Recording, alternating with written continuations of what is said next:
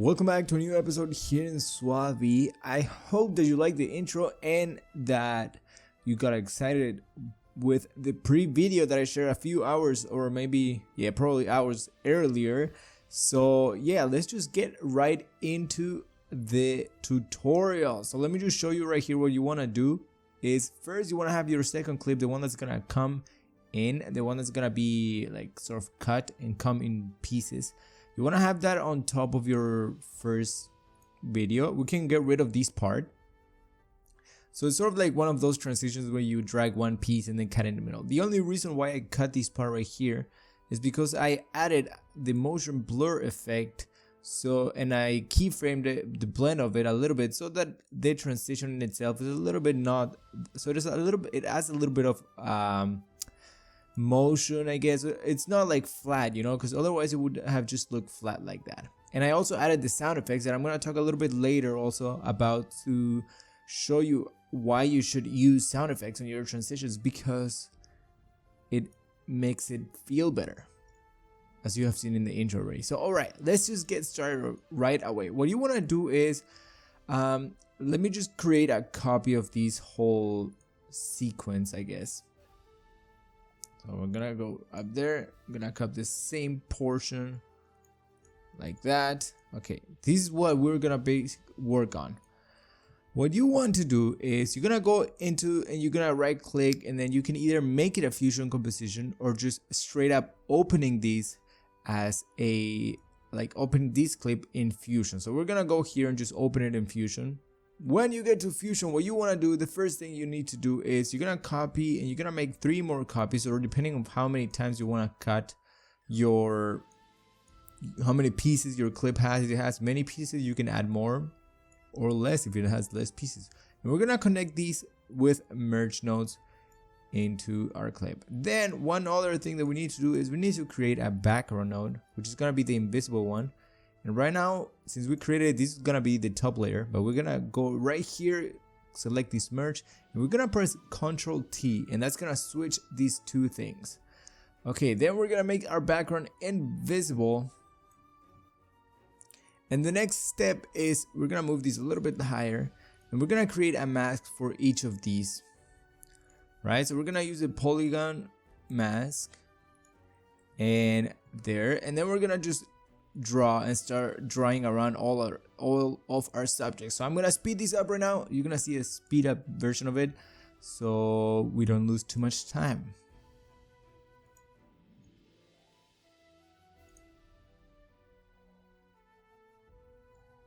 Okay, so once we have all our masks done in our pieces, you see here we only have 3 masks. The reason for that is that on the 4th one, what we can do is to avoid having to create the same thing again over and over, we're gonna basically copy each of these masks and connect it to our 4th piece. And I'm gonna show you right now the way this should be set up. Right now it's showing, it's taking out this part out, right? So we're gonna go and invert the top one, and then we're gonna go to this one and we're gonna change the paint mode to subtract. Okay, once you do that, right now we are still seeing the edges, right? And the reason for that is that we are seeing these 3 pieces. So we're gonna go right here and you will see how it's connected. Right now it's a little bit raw and it's not polished enough, but if you're doing it for real, you might wanna take a little bit more time and do that to check that it's fine and all the edges are refined. Okay, so then the next thing that you wanna do is you're gonna add a transform node, and you can add to each of them. And also again, you press Ctrl M to open the selection tool panel. I'm just doing it, I'm just mentioning it again because in a previous video somebody was asking what I use for that. Is that the shortcut? So you do Ctrl M or you do Shift M to open that. Okay, and then we're gonna create our keyframes for that. So we're gonna start frame 2 for these, and we're gonna take this piece out. You can change the directions whenever you want. In this portion, let's do these. We're gonna bring them from the bottom.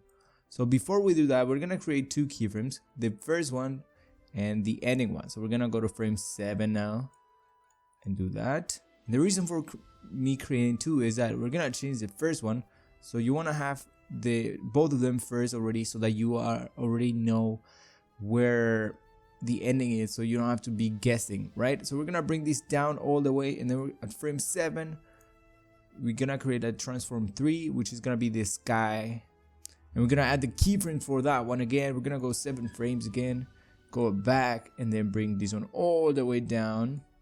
Do the same for this number 2, which is this side. We're gonna go to frame 14, take this one, and then do this at 19. We're speeding it up a little bit, so it's gonna be less frames the more we go.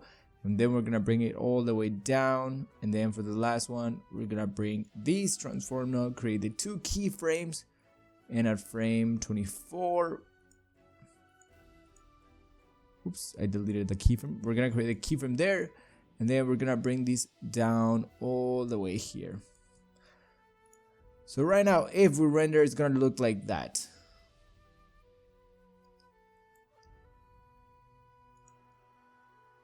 That's what it looks like, right? Okay, so that is a little bit too flat still. So what we're gonna do is we're gonna select all these transform nodes. We're gonna go to the spline tool.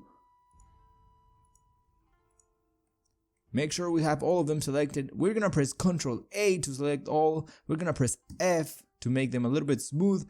Then we're gonna press T to open this ease in and ease out option, and we're gonna increase the ease in. So it's gonna be a little bit sort of like coming in fast and then slow down a little bit. All right. Okay, then after that you're done pretty much, but one last touch that will make it look a little bit better is to add motion blur. So we're gonna go here to the transform node and to the settings and add motion blur. I put the shadow angle at 80.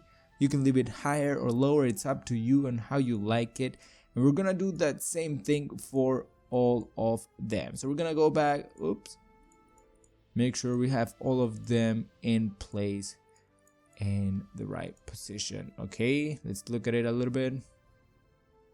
You see how it sort of comes fast and then slows down as it gets to where it needs to be. There it goes, and that's how we have the build up. That is pretty much how this effect works. You can add more effects or play around with it if you want, but that is the basics of how you would obtain this effect. Let me get rid of this one, which is the one that I already had before, and we're gonna look at a few things already. So here I added dynamic zoom to this clip that's coming in because I didn't want it to be just flat. So that's what I did, and then I did the same for this actual clip, not inside Fusion but in the edit window. You add a dynamic zoom, so it's sort of like it's doing the same thing and following that path. Same thing. Oh yeah, and then what I mentioned for earlier was I added an open effects, a blur, and for that you go to the effects library and find the box blur or whichever blur you like, and I added it to this one, and then I didn't really play around with this much. I just let it be as it was, and then I animated the blending to go from not blended to blended right before the whole thing ends, right? And that is pretty much how you get that effect. Let's look at it. It's a little bit too fast for these, so we can take this dynamic zoom out and see what it looks like without it, and leave these out also to let it be more natural, but it's up to you. Okay, so okay, one last thing that I had was, you hear this is an SFX, so right now you can hear these ambient sounds. The reason for that is that you can it sells better if you have a little bit of sound effects that adds to the ambience of your clip, because otherwise it's gonna be a little bit too flat. And this is a compound clip, so we can open this in a different timeline, and you'll see there's a mix of 2 of them. There's one of the mountains, and then there's another one which has different, well, let me get rid of that, which is mostly just wind, right? Okay, so then what we want to do is we're just gonna make sure, that's just an extra tip that I'm giving you, to add ambient sounds or a little bit of sound effects that set the mood for your scene. Okay, and then the last part was I added a few swooshes. So for each piece I added 1 swoosh. So let's look at it, and we have to align these because it's going with the first one that I did, not this one.